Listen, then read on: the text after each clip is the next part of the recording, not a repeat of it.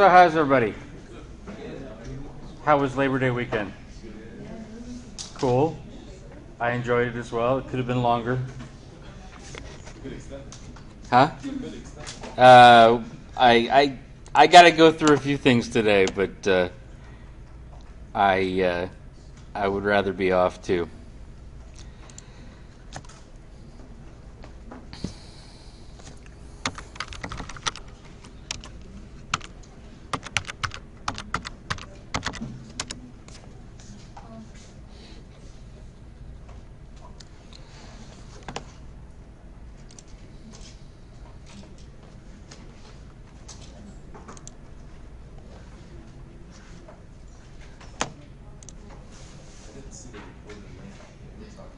Huh? I didn't see the link that you were saying for the recording.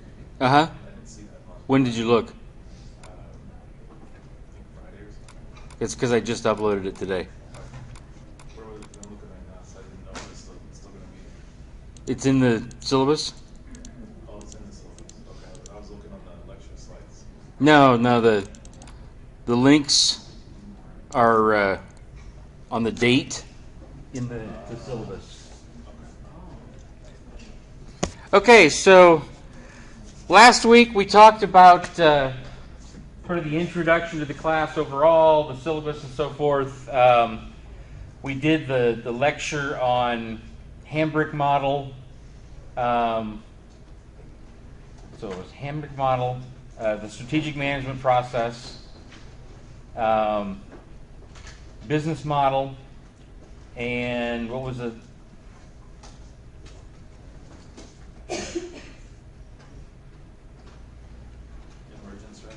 Emergent strategy, yes, thank you. And then on Wednesday we talked all about LinkedIn and your professional profiles and so forth. Today I want to show you the template that I want you to use for your case analysis project. So you've got two major projects in here.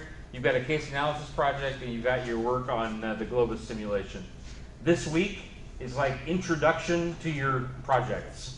So today we do everything you want to know about the case analysis project, and then Thursday we'll do everything you want to know about the simulation project. And then go on with lectures and discussion and so forth in the coming weeks. But this week is the introduction to what your homework really is in this class. So if you look not under lecture slides, but under case analysis materials, there's a place where it says case analysis template with info sources.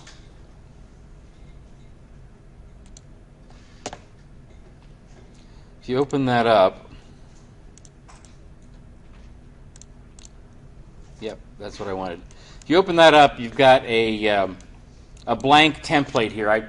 I basically want you to fill in this template over the course of the semester. So it's all blank right now. We'll do a little bit of work filling it in today just to give you an idea of what I want you to do. And your project in your teams is to fill out this template and send me a completed document by the end of the semester. So you've got the company name, the students that are in the group. This will be fall 2017, Management 4000. And then there's a bunch of summary paragraphs that I want you to write after you've written the rest of the analysis. So these are text paragraphs, one paragraph in each area. That you're going to write a big picture summarizing what you think about your case analysis. What you do first is scroll down, and you'll see here starting on page 2, there's several pages that say analyses. So there's one major analysis that I want you to do in each sort of area that we're going to be covering in the class. So we've already talked about Hamburg Strategy.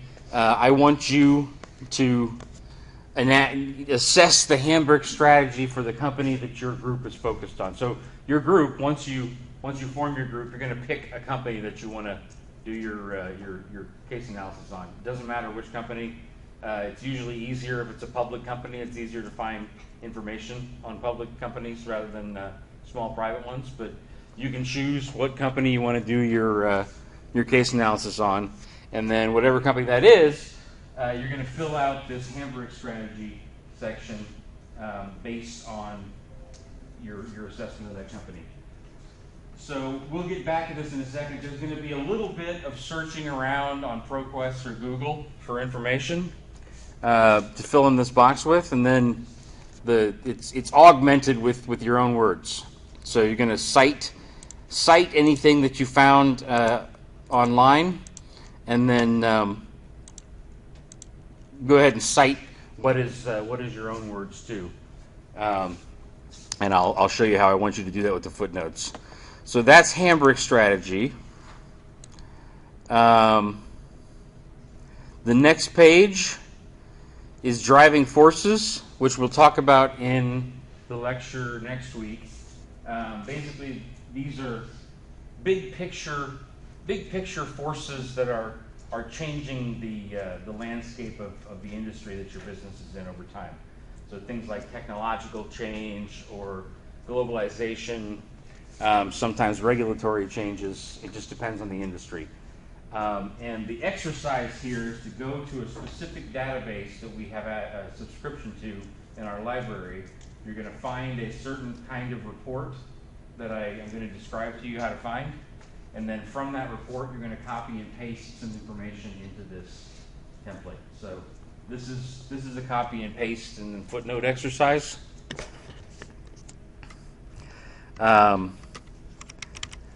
For internal analysis, you're going to do an analysis called key success factors. We'll get to this, I think, in 2 weeks in the lecture. So you're basically going to determine what are the major factors that determine success for a company in your industry, and how important are they? Why are they important? Once you've determined what the key success factors are for success in a business in your industry, and this is all in your own words, there's no database research on this one, you're going to analyze your company that you're studying and tell me how good are they at these different areas that are key for success in this industry, and why. You're going to do that for the company that you're assessing, and you're also going to do it for one of the company's main competitors. So you're going to compare the two companies with each other using this template format here.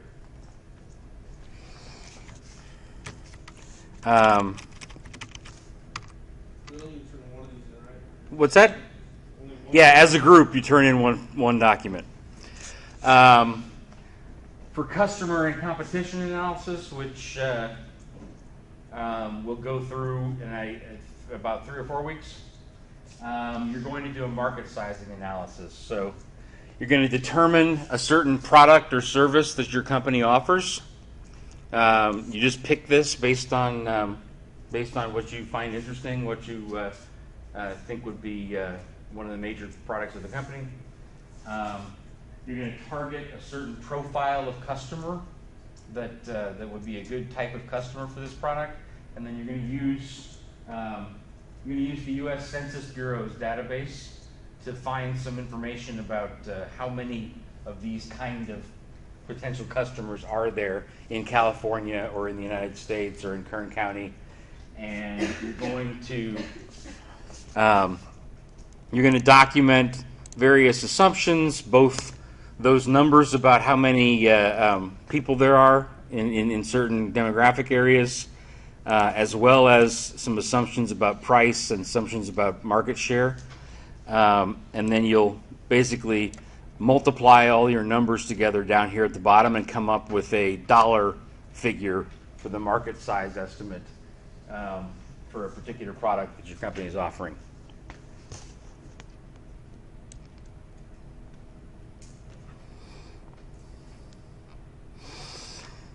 Then there's a management analysis section. We'll go through this further towards the end of the class in the semester, lecture-wise.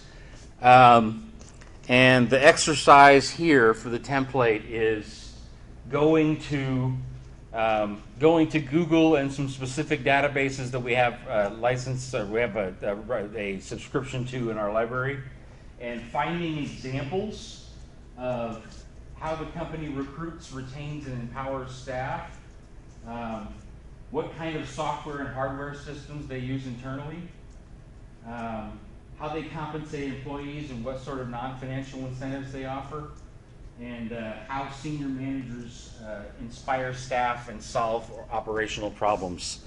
And this is basically a database search activity. So you're going to go out, search for certain types of information. When you find a good snippet of information, you're going to copy and paste it, and you're going to footnote where you found it.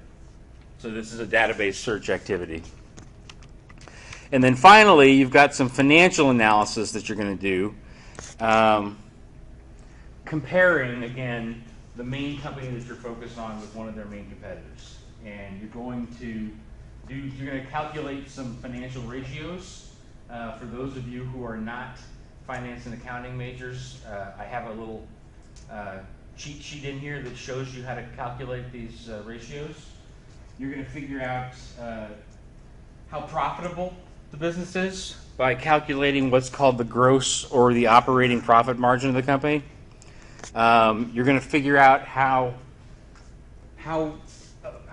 well they are able to pay their bills, basically, their liquidity, and that's going to be something called the current ratio. You're going to calculate how much debt the company has compared to how much their equity is worth, and that's going to be a ratio called long-term debt to equity ratio. And then finally, you're going to calculate how long it takes for them to collect their bills. That's called the activity or the average collection period for each business. And you're also going to calculate what the average is for businesses in the industry for each of those ratios.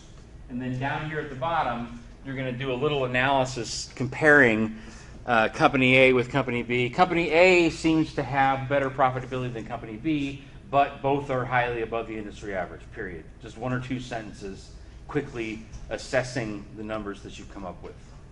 Okay?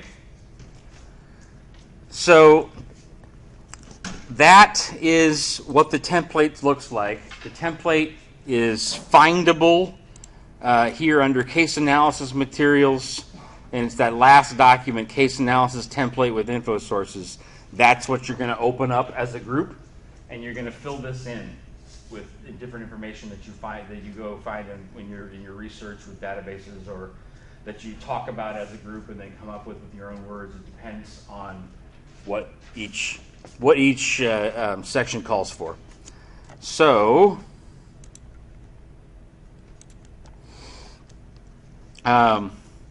you'll notice I've tried to put in red the instructions for each page. So I'm explaining to you guys today in the lecture what you need to do. The instructions are also listed in the template. So this is kind of case analysis paint by numbers. It's a pretty specific format that I just want you to fill in the blanks for. So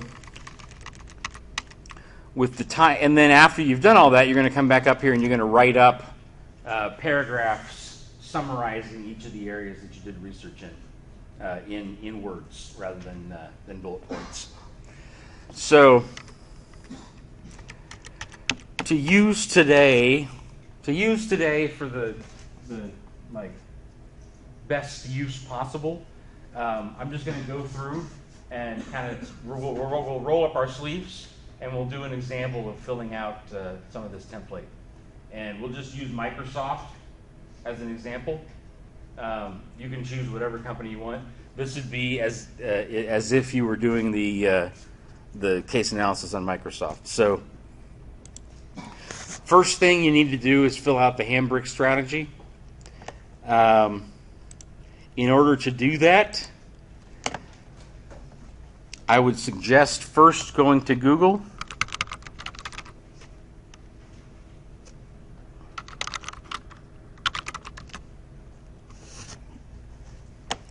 And as you'll recall, there's five different elements of the Hamburg model. Arena, differentiators, vehicles, staging, and economic logic. So we went over this in the lecture last Tuesday. Arenas is basically what products are you offering in what markets. Let's open that file again.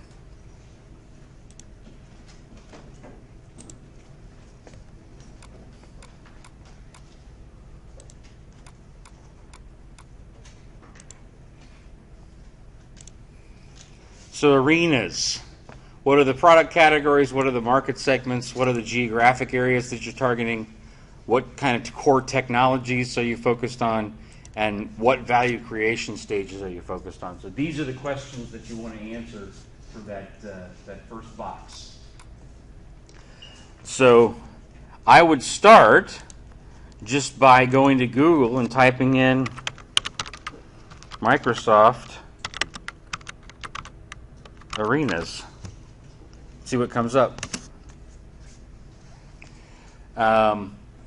If you look here, this isn't such a great search because it basically tells us a bunch of things about arenas and theaters that Microsoft sponsors. It's not telling us about the business arenas that they're involved in. Arena on Xbox Live. Yina Arenas, this is actually somebody that works for Microsoft.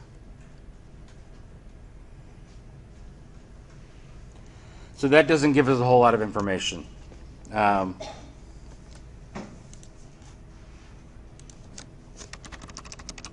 about Microsoft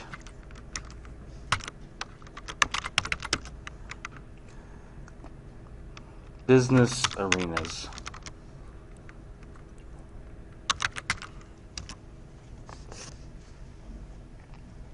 Gaming tournaments, physical stores, gamers, partner philanthropy, plan to expand arena. So again, we're still not quite finding what we want. I would keep doing these searches on your company until you find some information that is on target for what you're looking for. And it may take you, and that's part of the exercise here, is that you need to play with the search terms to find the right information to put in the document. So another good way to do this, instead of typing in business arenas or whatever, is to type in annual report. The annual report is a document that big public companies have to come out with each year, where they just put together a little report saying, here's the state of the company, here's the areas that we're putting here's the initiatives that we're working on, here's what the profits were last year, here's where we have our employees all over the world. It's a summary of the state of operations of the company. So if you type in Microsoft Annual Report, Microsoft Investor Relations Annual Reports,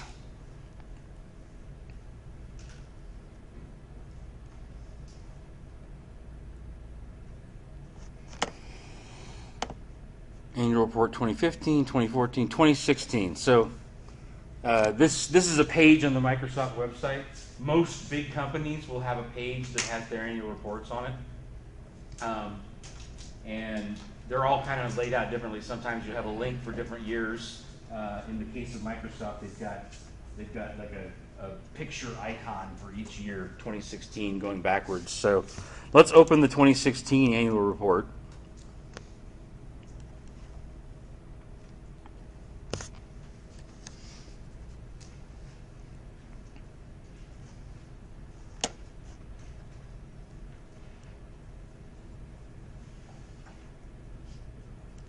We'll try to open it anyway.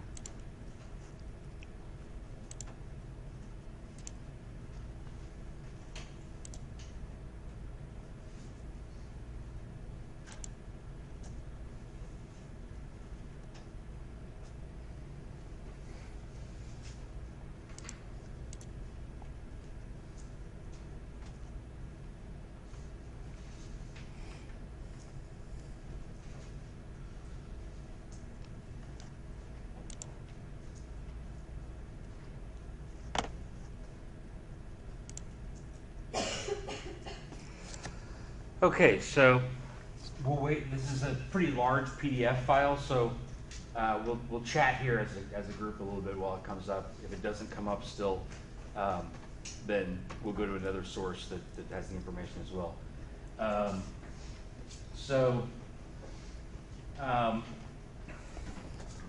There we go. You scroll down here, you've got a shareholder letter where the CEO talks to all the stockholders of Microsoft and tells them kind of what some of the main accomplishments of the business were.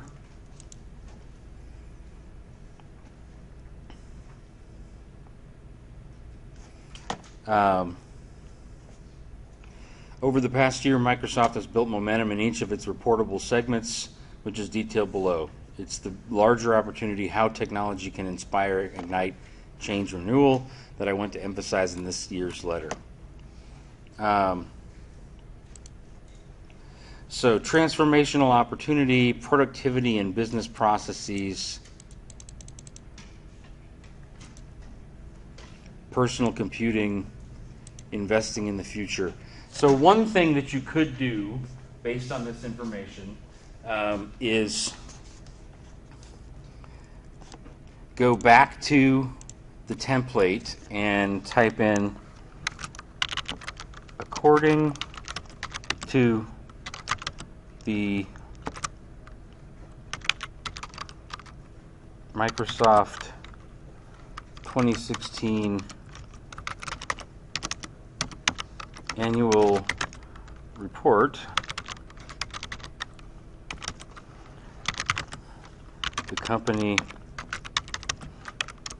is focused on the following initiatives.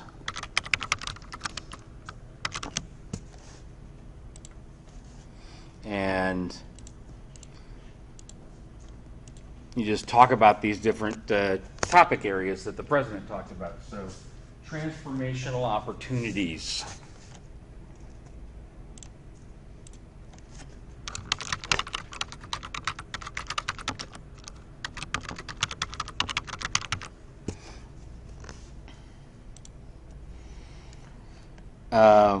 And we want to read through the paragraph here and give a little bit more description as to what that means, what this transformational opportunities actually mean in this context. So, Microsoft is uniquely positioned in this era of massive business and societal transformation. We're the company that cares most deeply about computing technologies for both people and the organizations they build. Our entire purpose is to make things that help our customers make things and make things happen. We build the platforms upon which others build digital platforms.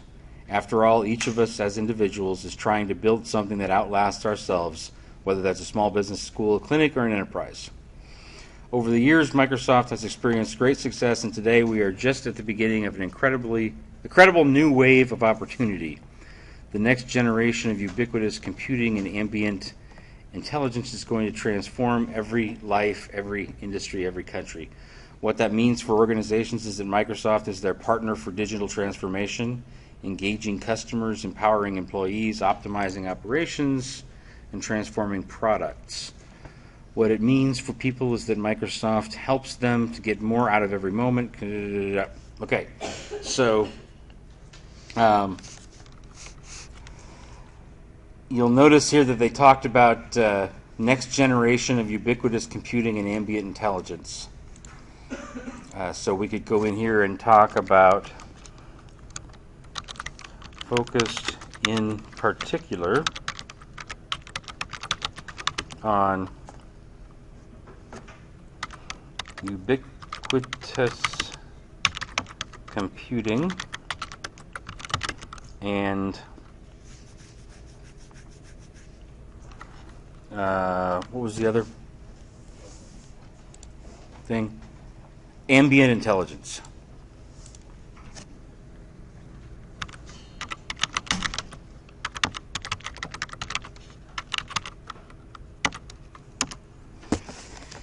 And then The next area is productivity and business processes. So we'll put a bullet point in here, productivity.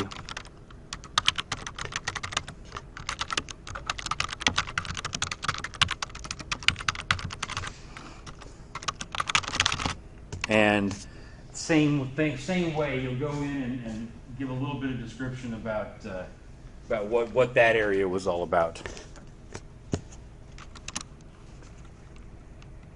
The idea is covering the categories, market segment, geographic segment, core technologies, and value creation stages. That's what we're looking for. Yeah, that's what you're looking for, information online that answers those questions.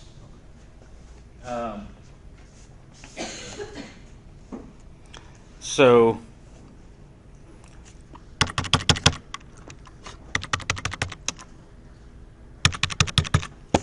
to keep us moving forward, you'll eventually have a little paragraph here that has some bullet points and a basic description of the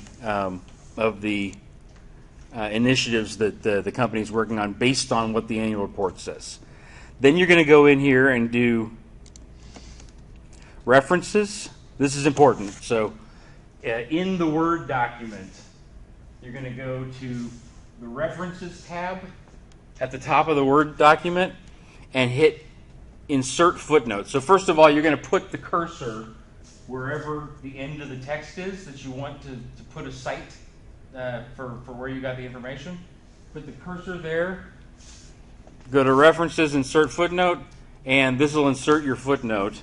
And then it just the information that goes in the footnote depends on what it is that you're actually citing. So in this case, I would copy the website address where you can find the annual report and type in here Microsoft 2016 Annual Report. And put that address in there. So that has kind of told us about the products that they're working on. It didn't tell us so much about geography. It didn't tell us so much about markets that they're focused on. You're going to want to do other research to find answers to these other questions, and then cite where you got it. If you've gone through as a group and you've done, half hour, 45 minutes of internet research, and you're not finding what you're looking for, then it's also okay to put this in your own words. I want you to do a reasonable amount of online search, and then fill in the rest of the blanks with your own words. So let's assume for a second that we didn't find anything about the markets that Microsoft is focused on. So we would just simply write online research did not uncover much information about target markets, but as a group, we believe that Microsoft is focused on two main markets: consumers and businesses. Okay? Maybe that's what you guys came up with as a group. And then you'll just put another footnote in here.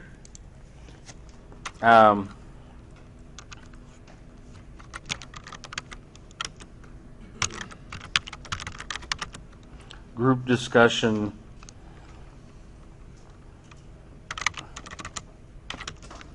in our own words.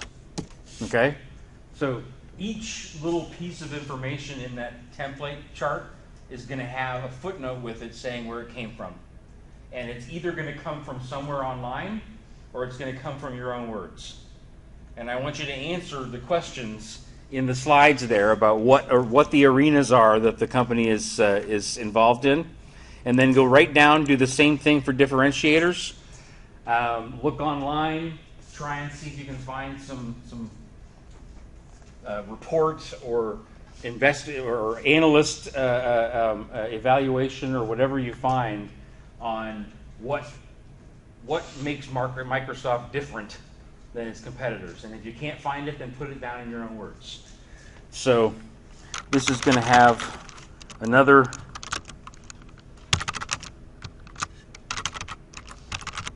something like that, and maybe some more words down here, and the same thing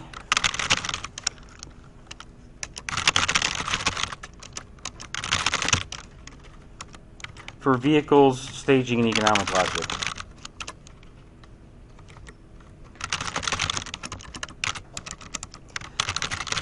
You're going to answer the questions that are in the slides about each of these areas. The challenge for you is that I want this chart to fit on one page. So you're not going to be able to answer all the questions. I want you to answer the questions as well as you can, but fit the chart on one page. Okay? I don't want page after page of everything you could find.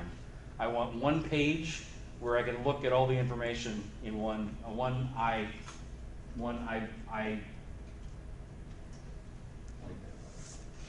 shot.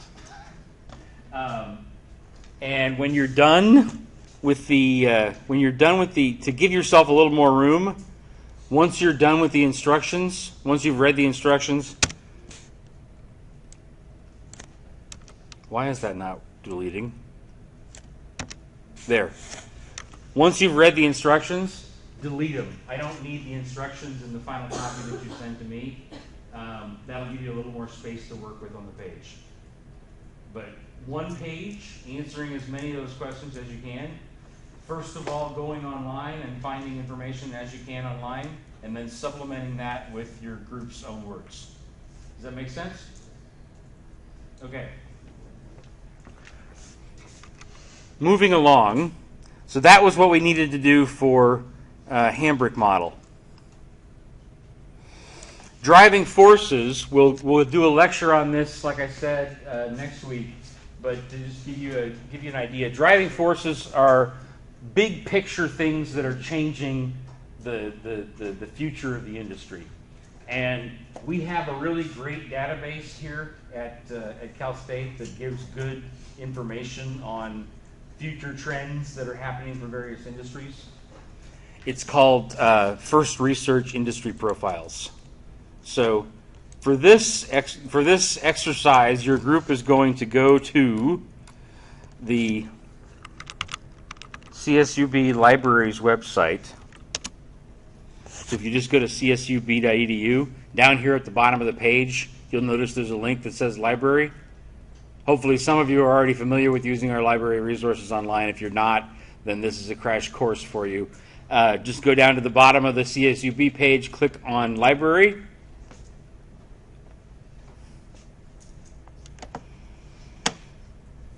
The library website is temporary now. Great.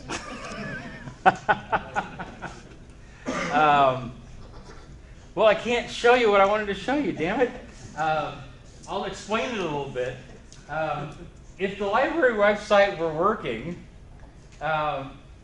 you would have some boxes up here that one of them says research databases.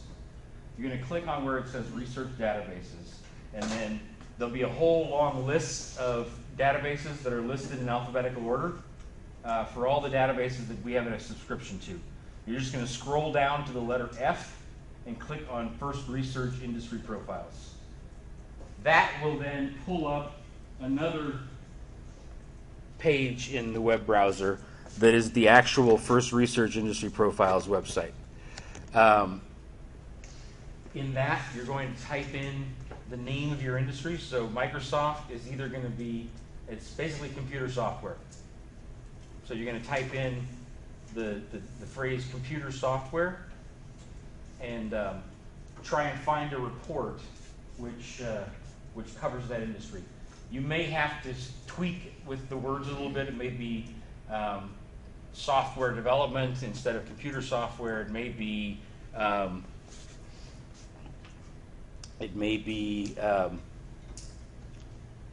software programming. You have to play with the search terms a little bit until you find what you're looking for. But that's basically what you're going to do for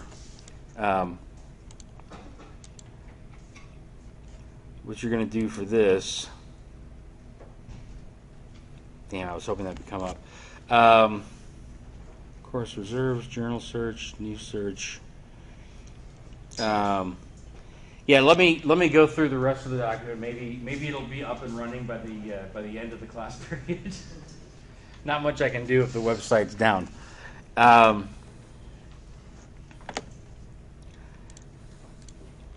So eventually you're going to copy and paste information from this report into here, and then you're going to cite where you got it. And again, I want this to fit on one page. So don't give me everything in the kitchen sink. I want you to read through the information in this report, and as a group, decide which trends are the most important ones for the future in your opinion, and only copy and paste the information on those. So now, key success factors. This is going to be all in your own words, not any research online. So this one we can do right now without needing the library's website. The first thing that you need to do when you're filling this out is to determine what are the factors that make a business in the software industry successful.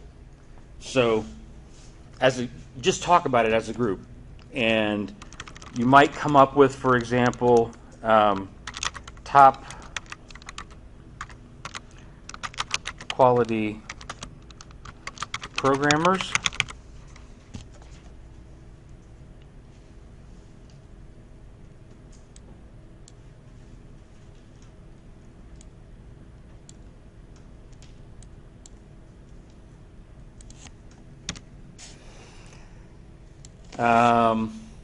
Maybe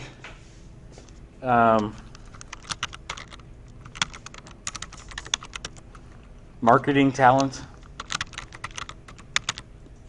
I'm not sure. It depends on what you guys think is important.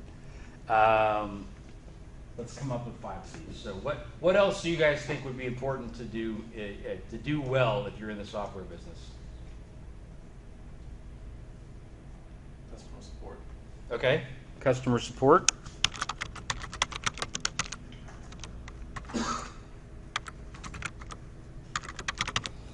What else? We got marketing, we've got the programmers, and we got customer support. What else would be important for a company like Microsoft to do well? Yes, what's your name? Alex. Alex. Intellectual property patents. Okay.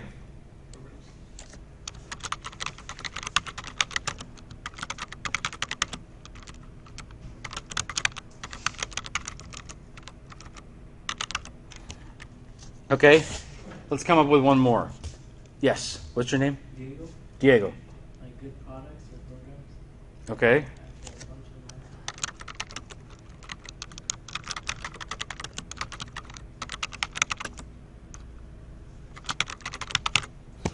High quality software programs.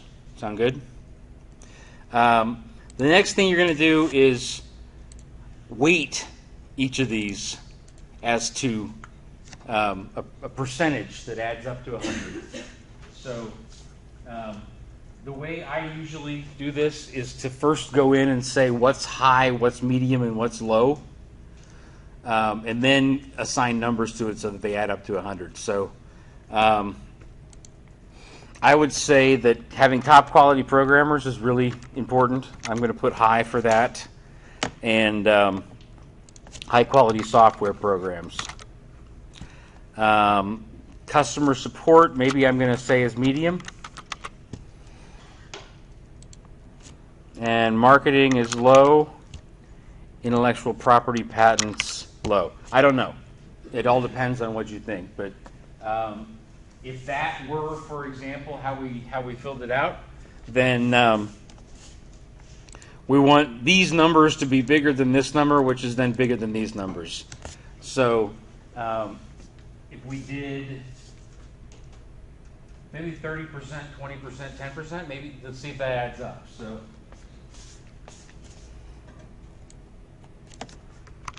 30%,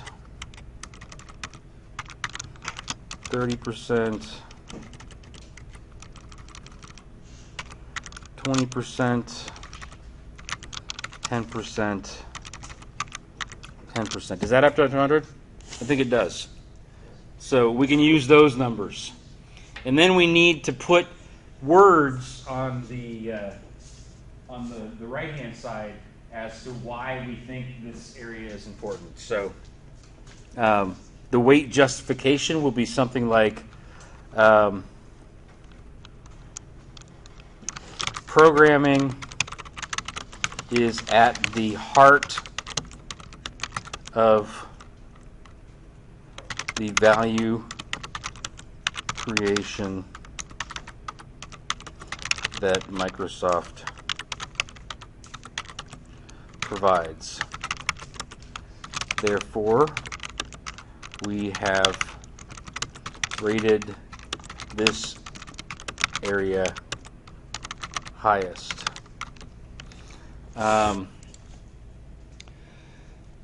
Marketing talent is kind of low, so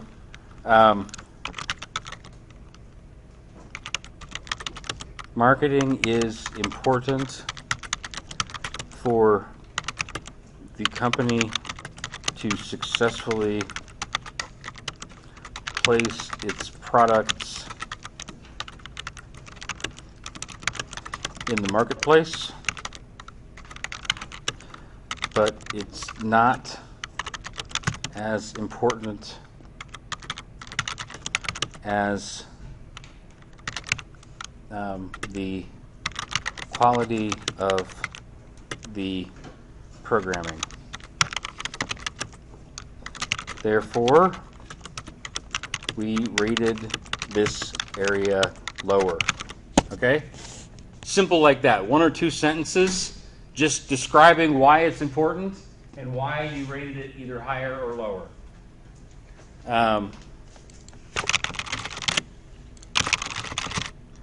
Eventually, you'll be filling in the rest of those. And then, again, when you're done, delete the instructions, please, and make sure that everything in the chart is actually black. It's a small thing, but the instructions are in blue. These cells are actually, the instructions are in red, sorry. These cells are in blue by accident because a long time ago, I had color-coded a version of this template with examples in it, and I color-coded everything that was in your words in blue. So it's still the default settings in the template are still blue. So when you get done filling this out, make sure to highlight everything and make the font black. Okay. That's what you needed to do for key success factors. For the competitive strength assessment, you're going to just read the instructions here. Copy factor names and weights from your key success factors tool above. Then assign strength ratings between 1 and 10, with 10 being the best to each company. So, first thing we need to do is copy these cells titles right here. Oops. And the weights.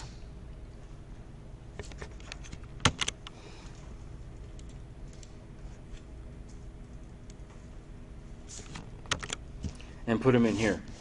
Now, nothing about this exercise is rocket science. It's all pretty straightforward, what I want you to do. I want this to look pretty, though.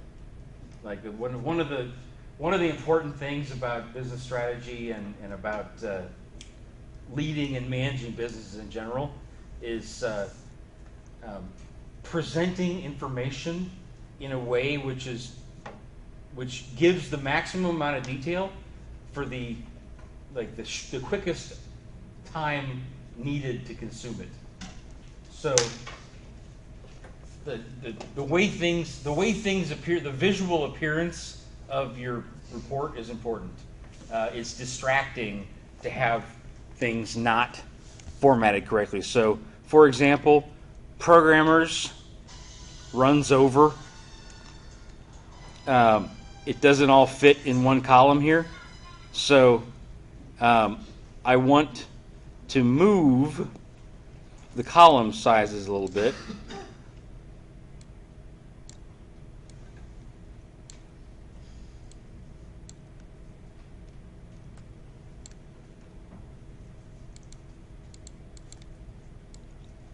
So that it's all in one. And the font, for example, I want the font to be Times New Roman 12. If you have to go down to 10, that's okay, to fit a little more information on the page. But I don't want you to put I don't want you to go to 6-point font where they can't read, just so that you can cram more information on the page. It's got to be readable, not just there. So once we've copied and pasted these different areas into the chart here below, we're going to put the company name in, Microsoft, and we're going to give strength ratings to these different areas here. So, top quality programmers. Do you think Microsoft has top quality programmers or not? If you had to rate them on a scale of 1 to 10 for how good their programmers are, what would you give them? If 10 is the best and 1 is the worst, what would you guys give them? Huh? Who said 8? Jennifer. Okay, so we'll put 8 there. And then to come up with a score, we need to multiply 30% times 8. So 0.3 times 8, I believe, is 2.4. Is that right?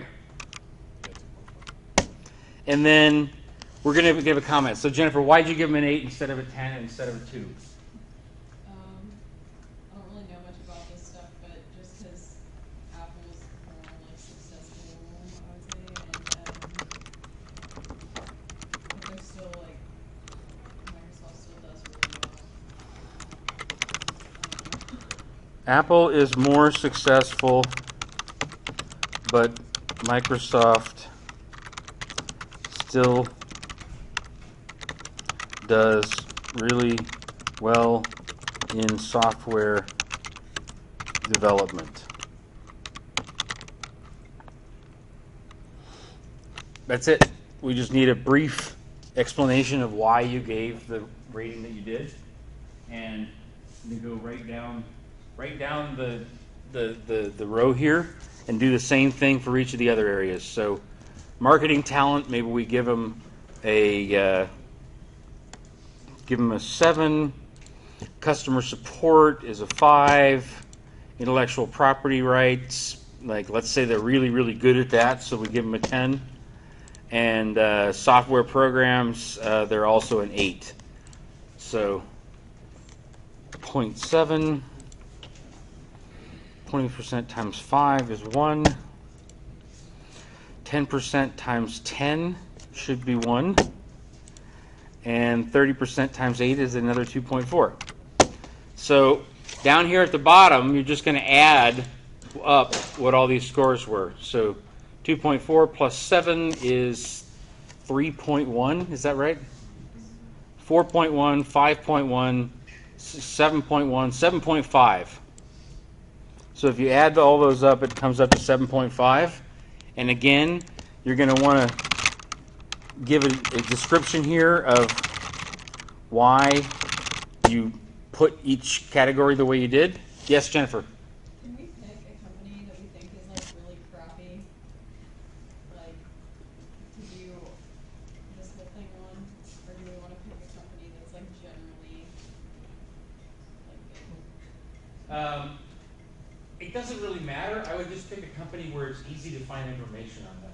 Okay. So, in general, it's a lot easier if you pick a big company because there's all kinds of news reports out there and you can find their financial information. It makes it a lot easier to fill out the chart. But whether you think they're doing a good job or a poor job, doesn't really matter. Okay?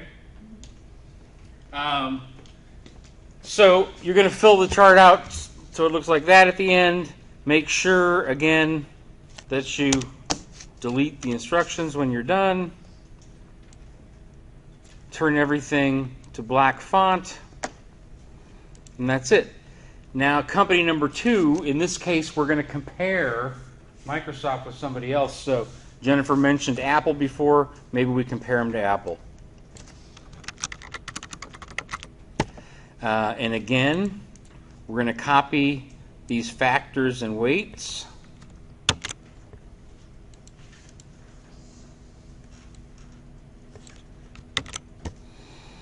We're going to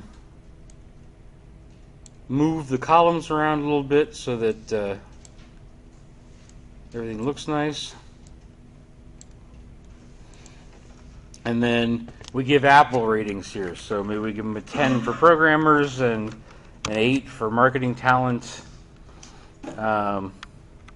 7 for customer support, 8 for intellectual property rights, and a 10 for the quality of their programs. Is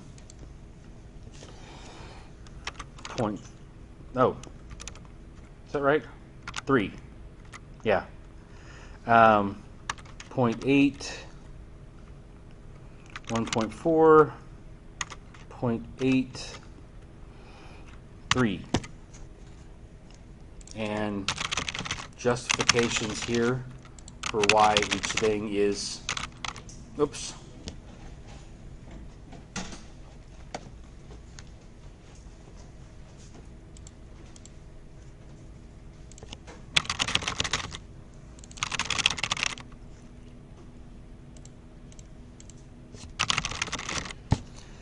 Why each thing is the way it is. Add up the scores.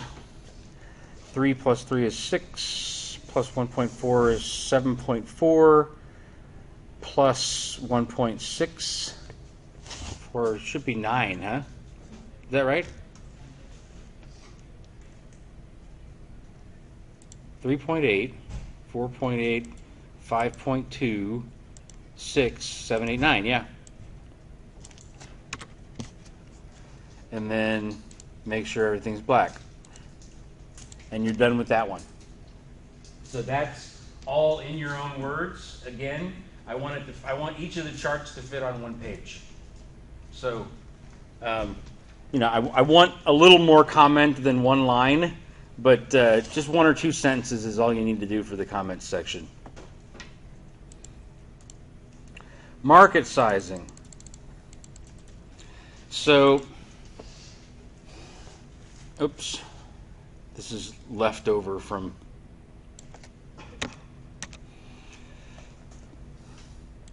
So we're going to see, there's an example that I have in the lecture slides for the week that we do this, where that'll give you more information. But basically, you're going to pick a product or service that your company offers that you want to do a market sizing on. So what Microsoft product might it be interesting to do a market sizing on? Surface Pro tablet? Maybe? Huh? Maybe like one of their tablets? Okay.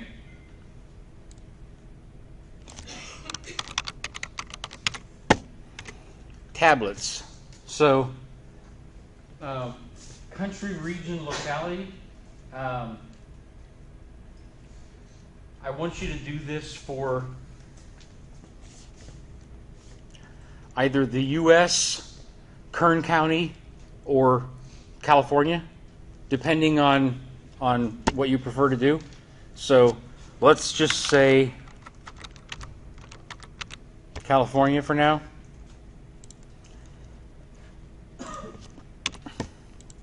Customer profile. So what kind of people do you think buy these tablets? Obviously students. Huh? Obviously students, right? Okay. Students. Kids. Huh? Kids. Could be a lot of different segments. I just want you to pick one. So let's stick with students here. How old are they usually? At least, I would say now, like at least 13 now. Huh? I know they're using tablets in like elementary school and junior highs now, so I'd say at least 13. Okay. And up to what age? 25 or 30. Okay, we'll put 25 down for now. Age 13 to 25. How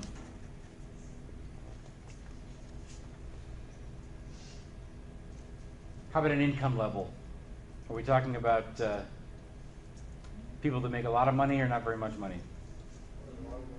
Huh? You think? Students? Not that making more than none, because you can go through the whole college without having talent. School stuff. Okay, okay. So, what kind of income range for? Huh? So 0 to 25,000. 20,000. That's pretty low. Cole said thought it should be higher. How about? Huh? How about 30 to 50,000? What would that go with the 13-year-old making?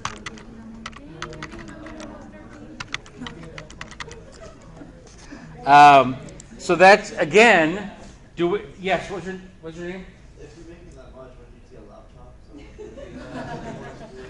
I'm making that much, how would you tablet pay is for school? cheaper.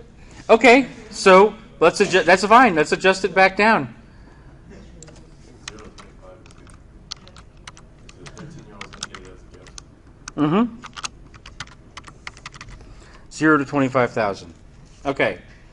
Students age 13 to 25, 0 to 25,000. So now we need to go find some information about how many students age 13 to 25 with income levels at this level there are in California. So to do that, we're going to go to a database that the U.S. Census Bureau maintains called American Fact Finder. Assumptions is what we're guessing, right? What's that? Assumptions is what we're guessing. Yes. So would we guess first before going to? No. Well, it's assumptions. Some of them are guesses, others are not. So basically, if I go back to the template here again, hard data assumptions are numbers that you get from an official source of some kind. Anecdotal assumptions are based on knowledge that you have of some kind, but it's not an official report. So usually for the anecdotal assumption, I have you guys talk about price. So how much does a tablet usually cost?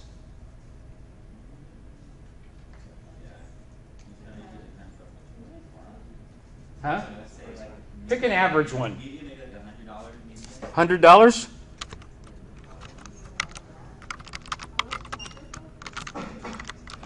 $100 price point. And educated guess assumptions are exactly what it implies. It's a guess based on your best estimate. So a lot of times the educated guess assumption I'll put in is for market share. So assume 50% market share. And the reason I assume 50 is because I'm thinking about two main competitors, Apple and Microsoft. If they split the market between them, it would be 50-50 each. If there were 10 competitors that I thought of off the top of my head, then maybe the assumption would be 10%. But this is just off the top of your head, educated guess. Yes? Do we include justification for assumptions, or just the assumption itself there is okay? Like, for example, for the educated guess assumption, where you wrote assume 50% market share, Yep. would we have to include also, oh, I chose 50% because I'm assuming that Apple and Microsoft control 100%, so if you divide it, it's 50. Yeah. Do we include that as well in here? Yeah. Okay. Put it in parentheses afterwards. Perfect. And then hard data assumptions we're going to get from the Census Bureau website. So here we go, Census Bureau.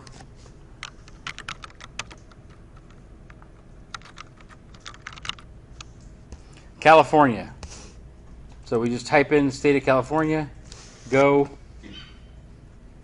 and this gives us a bunch of information about California. No, I'm not going to do feedback right now.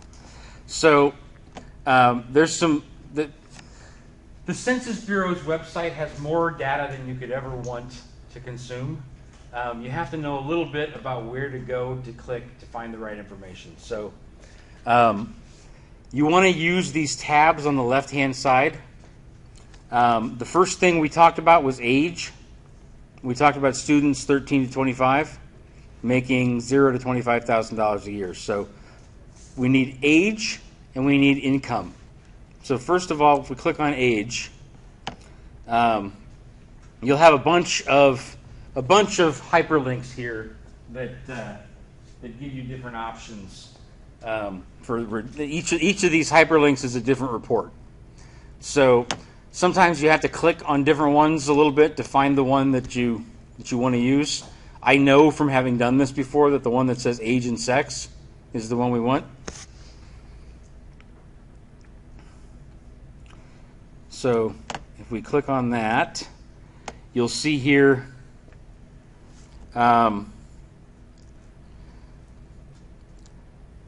these are totals in California of each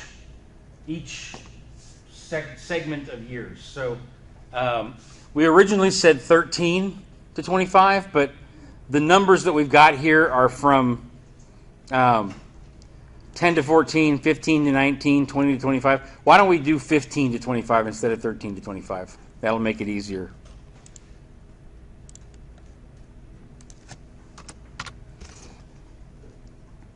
So,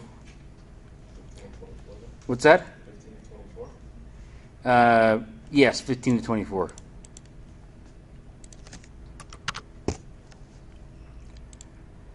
So, for that we need 15 to 19 and 20 to 24. So, basically, you've got a total population of California is 38,421,464. So you're going to take that number,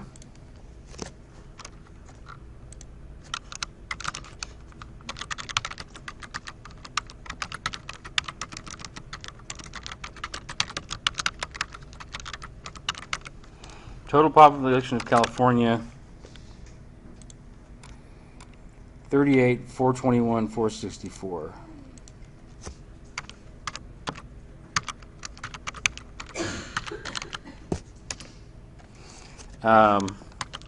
Percent 15 to 25.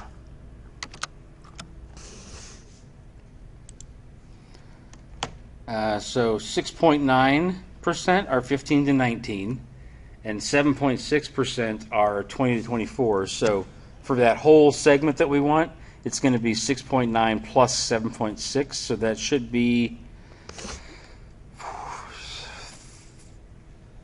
14.5? Okay.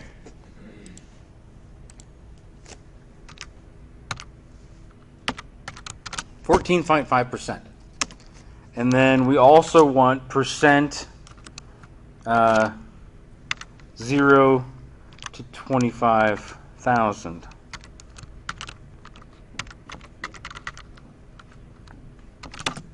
So it's not exact because there's not a lot of 15-year-olds out there that are earning a salary. Most of them are still in high school, but some of them are working part-time and you know maybe making something in there.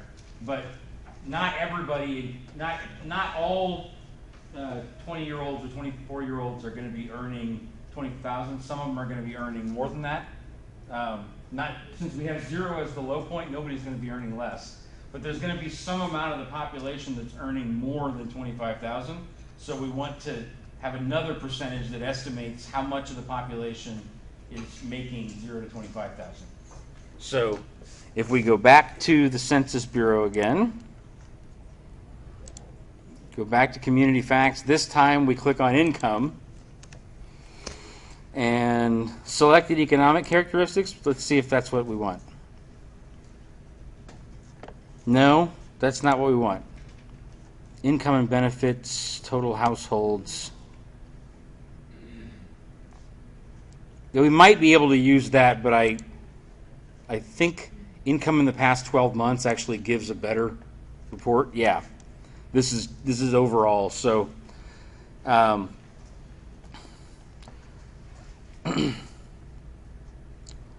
we can use whichever numbers we want: households, families, married couples, or non-family households. So since we're talking about kids, we're probably just going to talk about households here.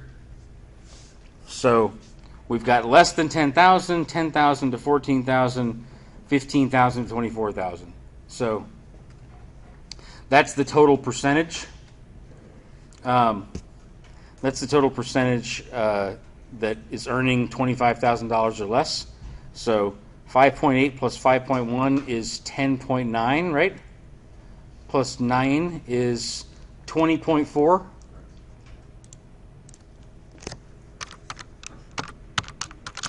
%. So that gives us, like I said before, when you're done with the instructions, delete them. That gives us all the information we need. The last thing you need to do here is go down to where it says market size estimate. And we're going to actually multiply all the numbers together. So we've got 38,000, 421, 464 times 14.5% for the percentage of the population that's the age group we want, times 20.4% for the numbers, for the ones that are making the income that we want, times $100 as the average price for a tablet, times 50% for the amount of the market share that we're going to get. If you multiply all those numbers together,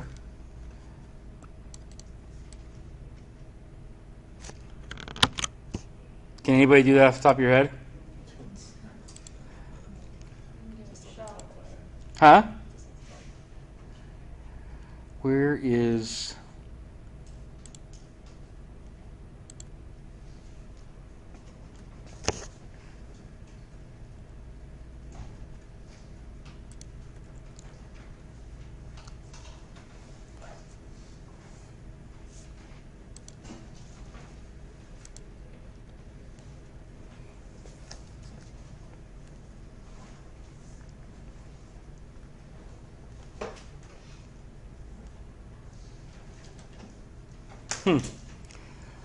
I don't think Excel is on this computer. Usually what I do is I just pull Excel up and I put all those numbers into Excel, use Excel as my calculator. I'm not sure. What's that? There should be Excel on there. Start. All programs. Scroll down a little bit. Or, Huh? scroll up a little bit, sir. Oh, yeah. Oh, there it is. Thank you. So we'll open up a blank workbook. And in Excel, you have to actually take out the commas. And multiply is star rather than X.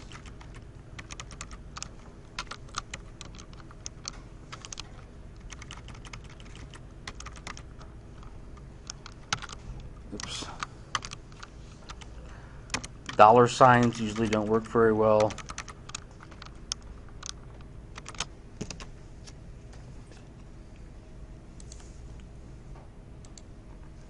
$56,825,345. Oops.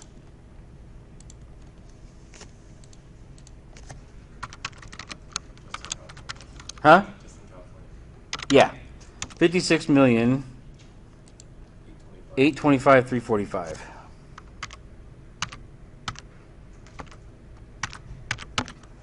In potential revenue from the target market, period, and you're done. That's what I want you to do for market sizing. And then make sure, again, to make everything black. It's amazing. I was worried that we would get done too early today.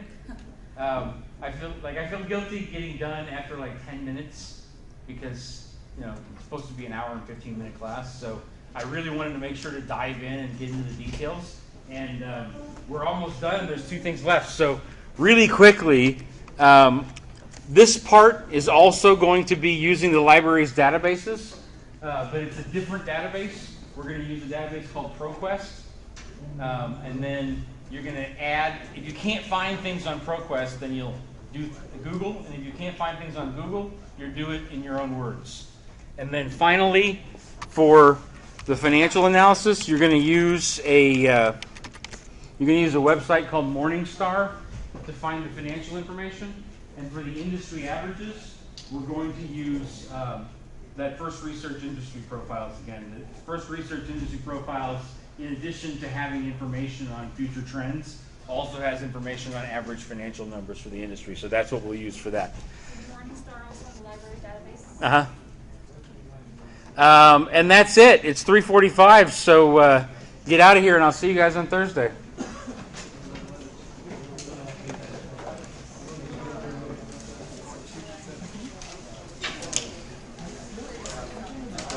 Yes. I'm sorry, I had hold on my account and I could not register for this. That's fine. class. Yeah. I was wondering if you Yeah, can I sign it. can sign it. Hang on one second.